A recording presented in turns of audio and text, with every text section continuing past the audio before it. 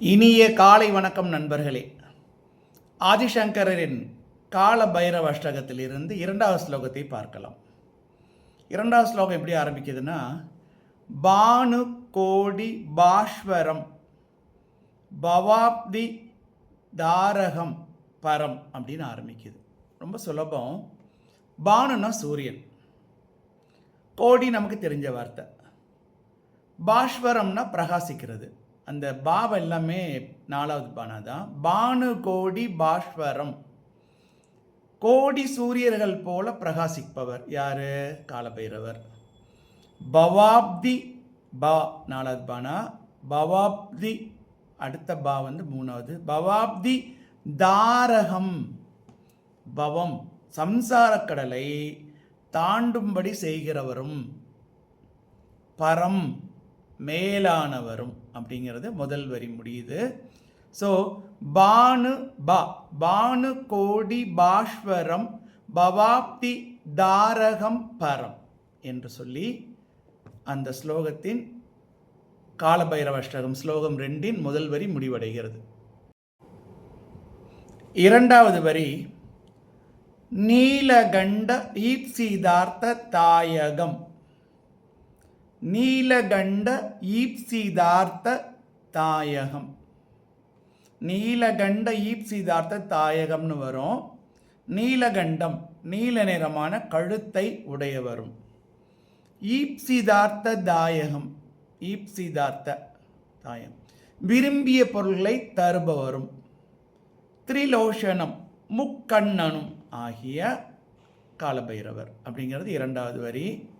நீலகண்ட ஈப்சிதார்த்த தாயகம் திரிலோஷனம், அதனால் நீல நிறமான கழுத்தை உடையவரும் விரும்பிய பொருளை தருபவரும் முக்கண்ணனும் ஆகிய காலபைரவரை அப்படின்னு சொல்லி இரண்டாவது வரி முடியுது. காலபைரவ அஷ்டகம் இரண்டாவது ஸ்லோகத்தின் மூன்றாவது வரி கால கால அம்புஜாக்ஷம், அம்புஜாக்ஷம் மிருத்யுவுக்கு மிருத்திங்க, காலனுக்கு காலனுங்க அவரு. மிருத்யுவுக்கு மிருத்யு ஆகவும், காலனுக்கு காலனாகவும். அம்புஜம்னா தாமரை நமக்கு தெரியும், அக்ஷம்னா கண்ணு, விசாலாட்சி பெரிய கண்கள், மீனாட்சி மீன் போன்ற கண்கள் இப்படியெல்லாம் சொல்லுவோம் இல்லையா. அதனால் அம்புஜாக்ஷம் தாமரை போன்ற கண்கள் உள்ளவரும். அந்த மூன்றாவது வரியின் முடிவு பகுதி அஸ்தசூனியம் அக்ஷரம், சூனியம் அற்றவரும்னு அர்த்தம். அக்ஷரம் அழிவற்றவரும்னு அர்த்தம்.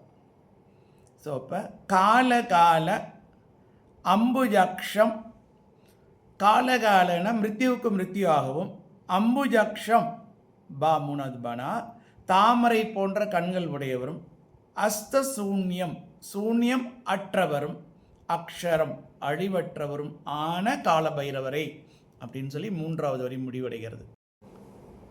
காலபைரவ அஷ்டகம் இரண்டாவது ஸ்லோகத்தின் நான்காவது வரி. நான்காவது வரி எல்லா ஸ்லோகங்கள்லையும் 8 ஸ்லோகங்களையும் ஒரே மாதிரி தான் வரப்போகுது.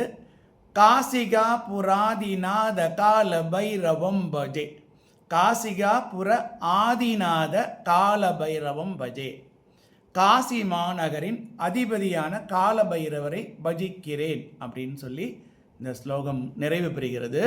ஸ்லோகத்தை வாட்டி படிச்சிடுறேன். பா பிகச்சே பானு கோடி பாஸ்வரம் பவாப்தி தாரகம் தாரகம் பரம் முதல் லைன். நீலகண்ட ரெண்டாவது டானா இட்டனா டானா நீலகண்ட ஈப்சிதார்த்த இத்தனா தானா தீப்சிதார்த்த அந்த தா கடைசி தா 3. தாயகம் திரிலோஷனம் கால கால அம்புஜாக்ஷம் அஸ்தசூனியம் அக்ஷரம் நாலாவது வரி. காசிகா புர ஆதிநாத கால பைரவம் பஜே அப்படின்னு சொல்லி இந்த இரண்டாவது ஸ்லோகத்தை நிறைவு செய்கிறேன். நீங்கள் ஒரு வாட்டி திரும்ப திரும்ப படித்து பாருங்கள், ரொம்ப சுலபமாக இருக்கும். அது ஒரு அப்படியே ஒரு ராகத்தோட இழுத்தெல்லாம் சொல்லலாம். பானு கோடி பாஸ்வரம் பவாப்தி தாரகம் பரம் நீலகண்ட ஈப்சிதார்த்த தாயகம் திரிலோஷனம் காலகால அம்புஜாக்ஷம் அஸ்தசூன்யம் அக்ஷரம் காசிகா புராதிநாத கால பைரவம் பஜேன்னு சொல்லி பாருங்க, ஒரு ஜோர் வரும் உங்களுக்கு என்று சொல்லி இந்த பதிவை நிறைவு செய்கிறேன். நன்றி, வணக்கம்.